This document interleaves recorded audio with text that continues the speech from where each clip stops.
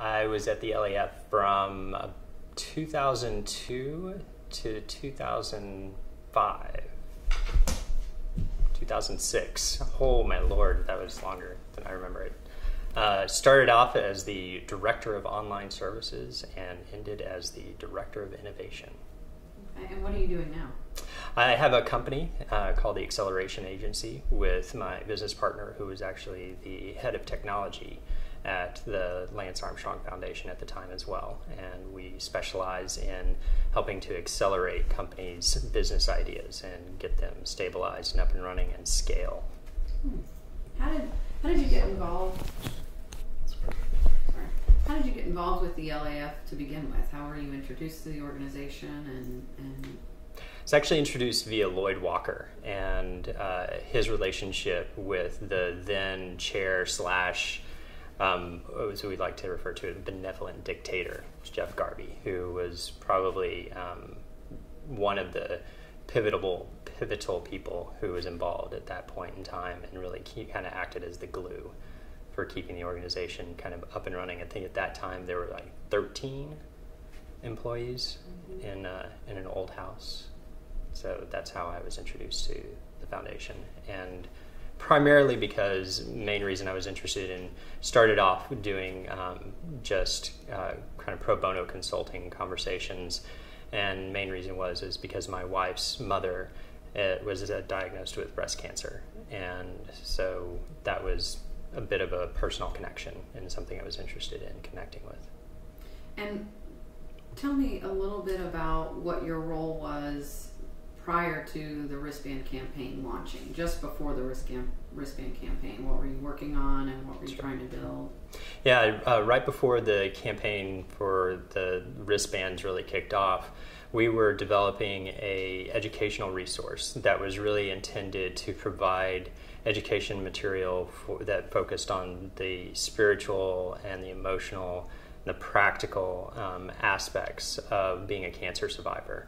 And what was part of that was the development of a brand to really deliver that. And that brand at the time was Livestrong and was very much intended to be focused on communicating and connecting with cancer survivors on a level that places like the American Cancer Society or some of the other larger ones weren't really connecting, and wanted to have a much more aggressive kind of tone that mirrored a lot of what Lance's personality was. And tell me, as you were building that and as the opportunity with Nike came with the wristband, what was your role during that campaign time period? What were the types of projects and things that you were working on to help make that campaign successful?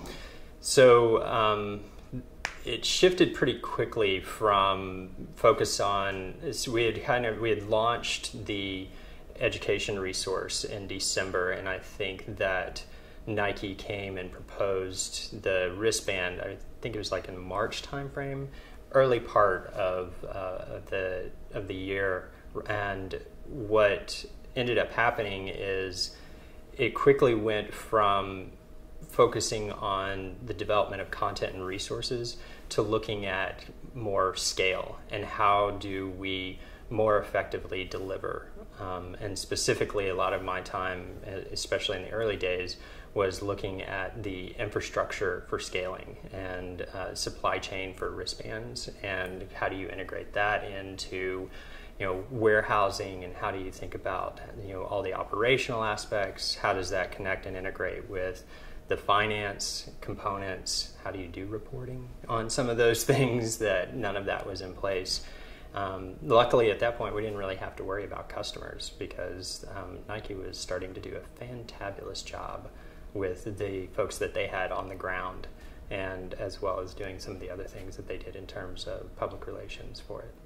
Once some of those issues were smoothed out and the reporting was kind of in place, how did your position evolve, post wristband, Sure. basically? Yeah. My position really moved a lot more away from looking at the day-to-day here and now and looking more at opportunities that could be available in the future for the foundation. And so what we started looking at were things like developing a campus for the LAF, and that was probably now that was probably '04, '05. And so now some of that work fed into some of the things that they've done now. We also looked at that time, I think in '05, we were looking at a magazine and did, evaluation and business modeling for that.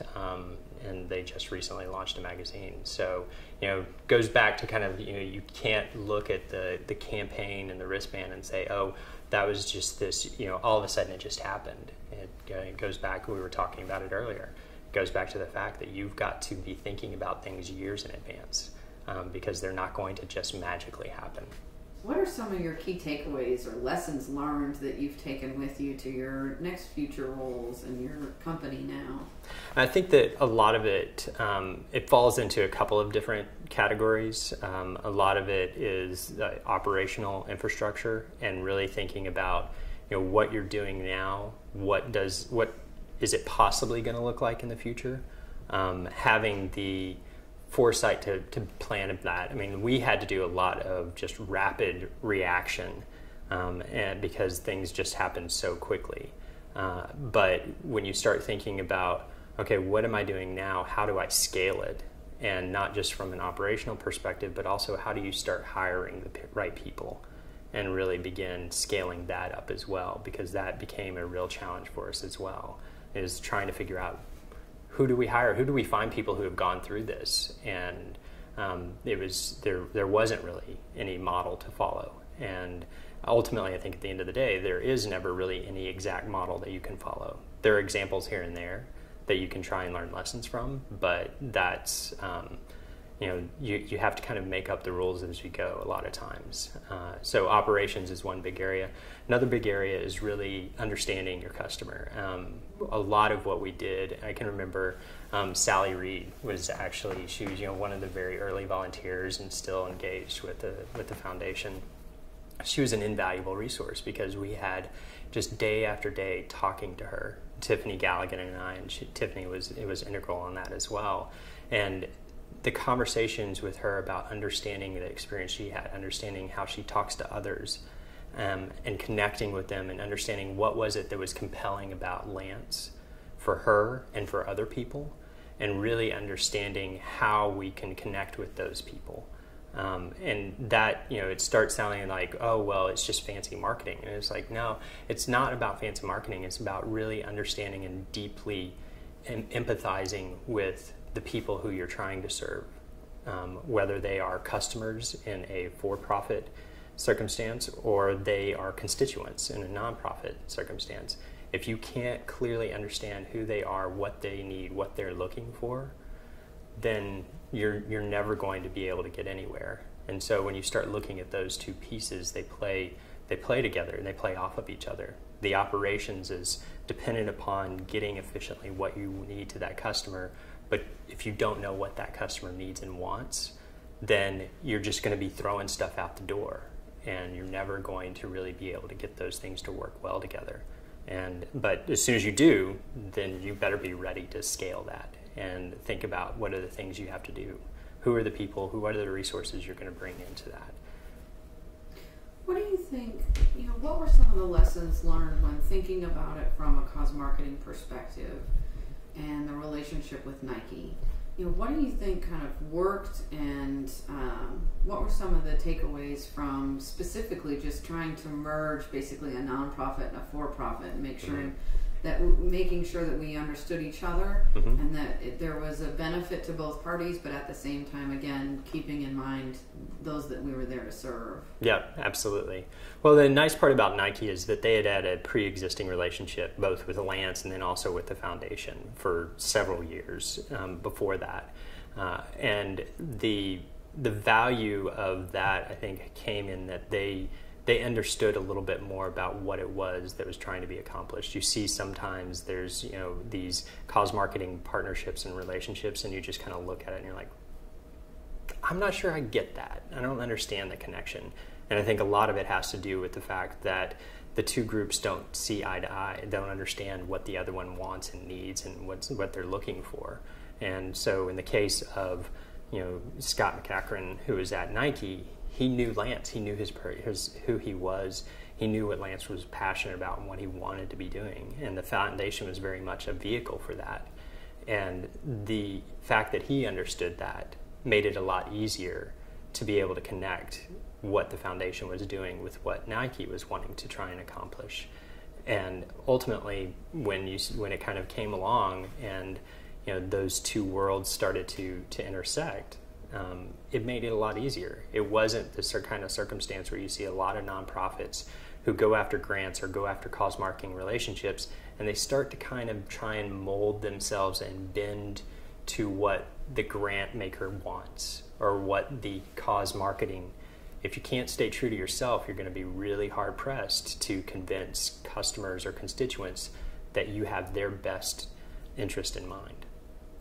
How do you think, like you mentioned earlier, when you joined the foundation, there were 13 of us, and now we look at the new facility and there's 70 plus individuals there, and there's international conferences. What were some of the primary ways that the wristband campaign impacted the organization, and kind of how was that the tipping point for the LAF? Yeah, well, I think it was, cash obviously is one of the big ways, just because of the volume. It's at one point with like Oprah Winfrey doing her stuff, you were seeing like 100,000 wristbands being sold in a day. That doesn't hurt. But I think that it also became something, and this was part of the conversation that we had early on when we were looking at the educational resource, is that when we talked to cancer survivors, they loved who Lance was. They loved the passion he had, and they loved and connected with that. They didn't necessarily believe that he was like the authority for finding information and resources. They loved his spirit, but weren't sure that they would then definitely be like, oh yeah, well, if Lance just tells me what to do, then I should be okay. And the brand, what the brand allowed for, was allowed the foundation to begin to develop its own identity, separate from Lance. And so now you see it's referred to as the Live Strong Foundation, not the Lance Armstrong Foundation. And so the power in that is that Lance no longer, now all of a sudden there's something that the foundation has in terms of intellectual property that isn't dependent upon Lance being there every single time. When he is there, it is so much more powerful, without a doubt. But it then gives people something to feel like they can rally around and have a sense of ownership. And that shared sense of ownership becomes enormously powerful for people, because then all of a sudden they are connecting with something that is bigger than themselves. And it's no longer about that person out there over there. That is amazing, because Lance becomes this amazing inspirational figure for folks, but it becomes something that people can internalize in themselves and allow them to really think about the way that they want to approach living with cancer. And that was, I think, one of the key shifts. And this is some of the conversations I think Doug was very influential on, is driving more towards the concept of survivorship, which is, cancer's not just a death diagnosis, that it's something that you're going to live with, and you've got to decide how you're going to live that way. And by having that phrase, live strong, then all of a sudden it was, there's that line in the sand. That's what I'm going to do. And I think that that's what made it powerful, not only for customers and constituents, but it also made it powerful for the people who are at the foundation, because now they have a strong tie and bond to what it is that they're doing for the world.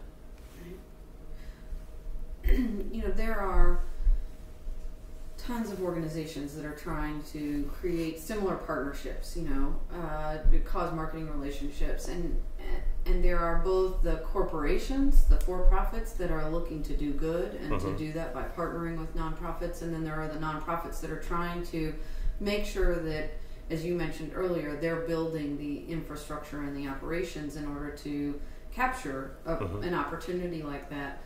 What lessons would you share, or recommendations would you share with either those corporate individuals or the nonprofit executives that are working in this field now and are trying to kind of help their cause or their mission? Yeah, I think that we've talked about it before too, where this whole idea of corporate social responsibility is like, how do you be a good corporate citizen, is a great concept, but it doesn't tell the corporation how they need to start thinking about it. And I think a lot of times corporations just kind of use that phrase and say, well, we're doing something, but they don't really know how it ties into the mission of their organization. And you got to really, I think, as a corporation, you have to honestly ask yourself, is this just about public relations, or is this something that is genuinely about the character and the fabric of the type of corporate citizen that you want to create?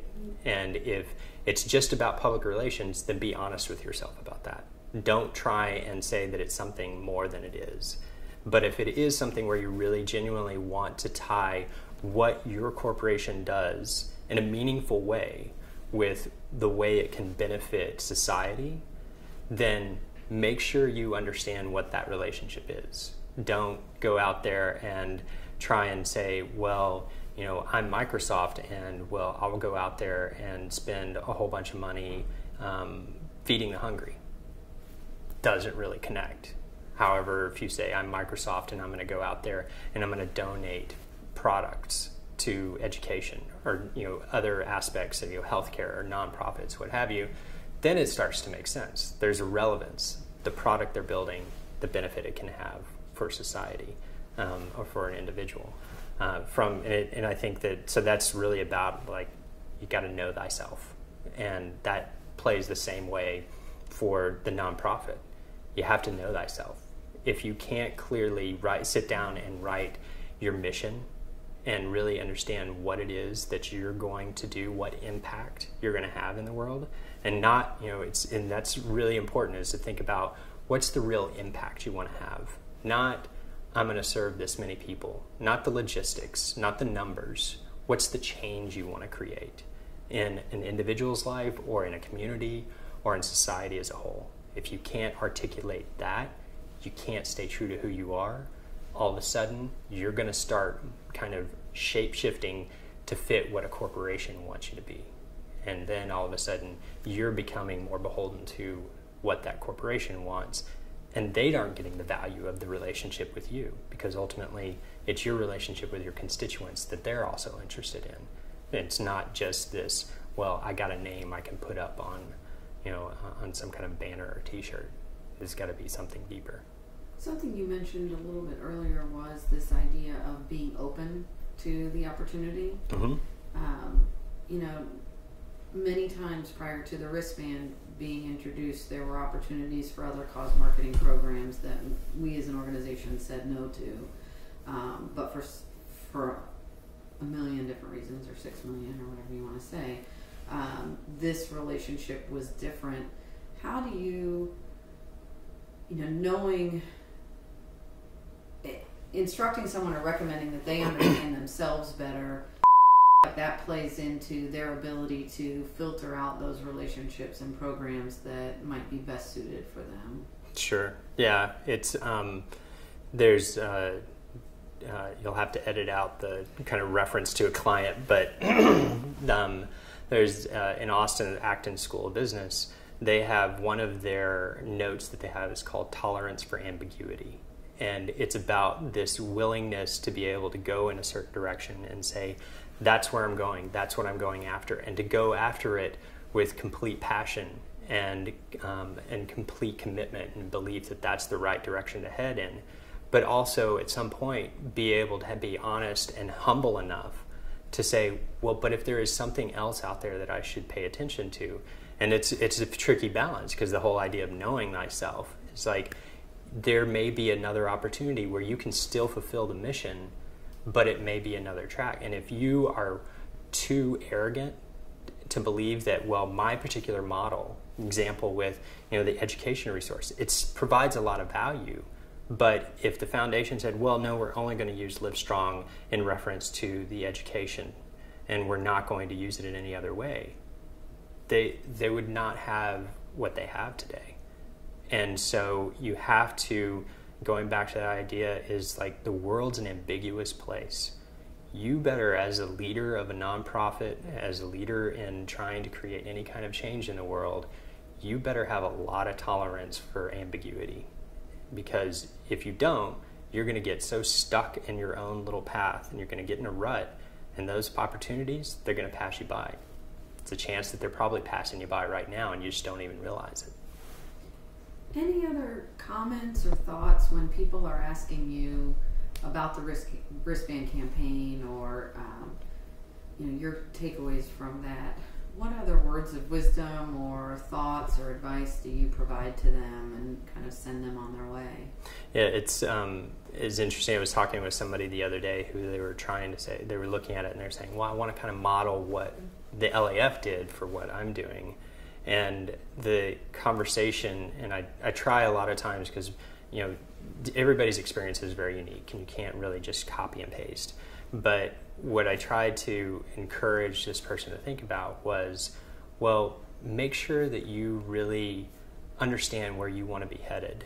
Not just as this is where the organization's going, but as an individual. One of the things that I would say that I didn't do an effective job at was understanding what I was going to be doing next.